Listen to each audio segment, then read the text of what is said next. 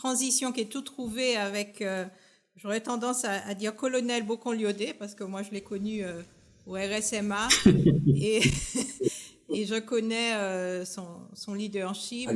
Je sais aussi qu'en 2016, on nous signalait déjà que les élèves du RSMA avaient de plus en plus bac plus 2. Hein, et donc j'aimerais savoir comment il a vécu cette période-là, comment on accompagne les jeunes quand on est au RSMA.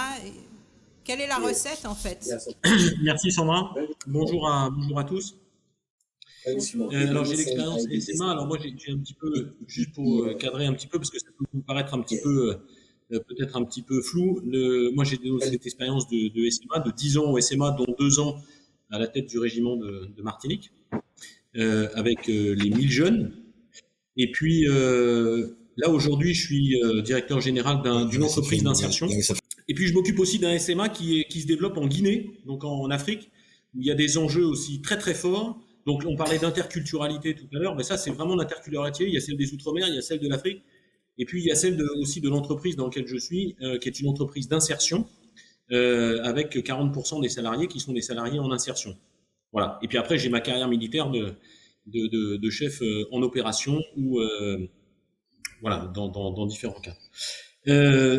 Pour revenir sur le sujet, là je trouve que en fait on a à la fois le leadership. Bon, moi ce que je veux dire c'est que le leadership, en fait déjà il y a des leaderships, il n'y a pas un leadership, il y a des gens qui révèlent un leadership de conception, voilà, qui sont et là on rejoint innovation. Et puis il y a des leaderships qui sont plutôt dans l'organisation, et parfois les gens n'ont pas les mêmes. Et puis après, il y a différents degrés de leadership, du très opérationnel au plutôt animation de projets, disons, entre guillemets, dans le bon sens du terme, plutôt intellectuel. Il y a des leaderships directifs, d'autres plutôt participatifs, d'autres visionnaires, d'autres plutôt de coaching, etc. Donc ça, déjà le terme, à mon avis, il faut être très vigilant sur ce terme-là. Et on a tous connu alors moi je les appelle des chefs, qui se sont révélés en temps de crise ou qui est totalement inadapté en temps de non-crise, et inversement. Ça, c'est le premier point. Le second point, c'est que tous les apprenants n'ont pas vocation à devenir des leaders. Et si on forme tout le monde à être chef de file, il n'y a plus personne à rassembler, ou alors il va y avoir une sacrée concurrence. Donc, en fait, il faut arriver à identifier ces personnes, ces qualités, qui sont des qualités émotionnelles, qui sont des qualités relationnelles et qui sont des qualités personnelles. Voilà. Et il ne faut pas faire non plus le mélange entre leadership et management. Il y a des qualités de leadership et après il y a des styles de management. Et ça, c'est aussi une différence qui est importante.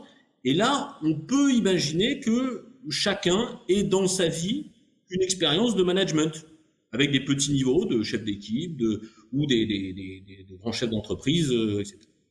Bon, ça, c'était un petit peu moi, je trouve, pour cadrer. Après, pour revenir sur le sujet, puisque moi, j'ai eu l'opportunité. Alors, j'ai été aussi formateur à Saint-Cyr, donc avec des élites, et y compris en Afrique, avec plutôt des gens de haut niveau. Je pense qu'il y a un sujet qui est important dans cet apprentissage, et ça regroupe dans tous les endroits où je suis passé, moi. C'est en fait les 3 composantes que sont la tête, le corps et l'émotion. Très bien. Et que notre système éducatif, il s'est construit autour de la tête. Parce que, et alors on disait, c'était le formateur, c'était le sachant. Celui qui transmettait la connaissance. Et puis là, tout d'un coup, ces dernières années, ces dernières décennies, ce qu'on est en train de vivre, c'est pas une crise, c'est une véritable métamorphose, où en fait le sujet c'est plus la transmission de la connaissance, parce que la connaissance elle est accessible, il y a plus de privilèges à la transmettre, et on sait tous, ceux qui sont pères de famille ou mères de famille, on sait tous, on fait un peu moins les fiers quand on annonce quelque chose autour de la table, parce que dans la foulée les jeunes ils prennent leur téléphone et ils disent non attends t'as tort, et ça se passe exactement de la même façon sur les bancs de l'école. Donc le sujet, c'est qu'est-ce que l'on fait de cette connaissance. Et là, il y a une véritable mutation, une véritable innovation, une véritable transformation à avoir dans la façon d'enseigner, dans la façon d'apprendre, pour que ça serve ensuite au projet d'avenir. Et le projet d'avenir, aujourd'hui, dans nos sociétés, il passe par l'employabilité, en fait. Donc, on retrouve ce qui a été dit tout à l'heure. Et ça, quel que soit le niveau des jeunes, que ce soit du niveau d'instruction ou du niveau d'éducation. Là-dessus, moi, je rajouterais qu'il y a après les différentes dimensions. Donc ça, c'est le premier point. C'était le sujet de la connaissance, le savoir. Bon. Or, le savoir, aujourd'hui, dans l'employabilité, ce n'est qu'un petit bout. Il reste le savoir-être, le savoir-faire. Et ça, qui aujourd'hui s'en occupe? Ben, c'est un vrai sujet.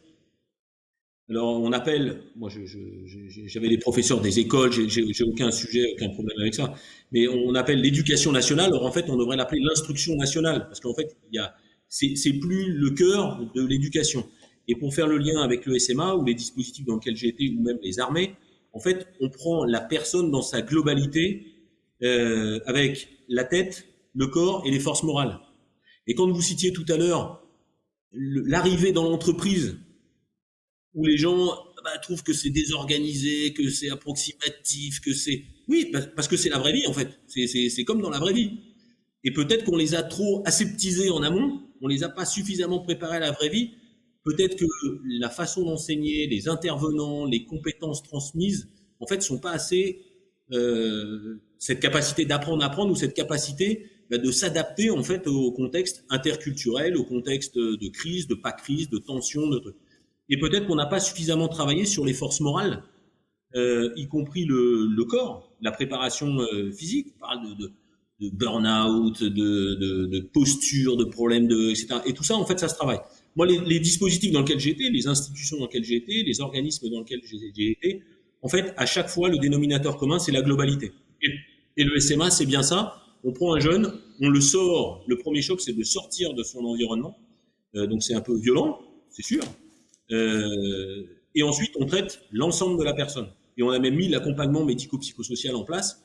Moi, j'en suis un des précurseurs, là, pour accompagner, pour lever tous ces obstacles.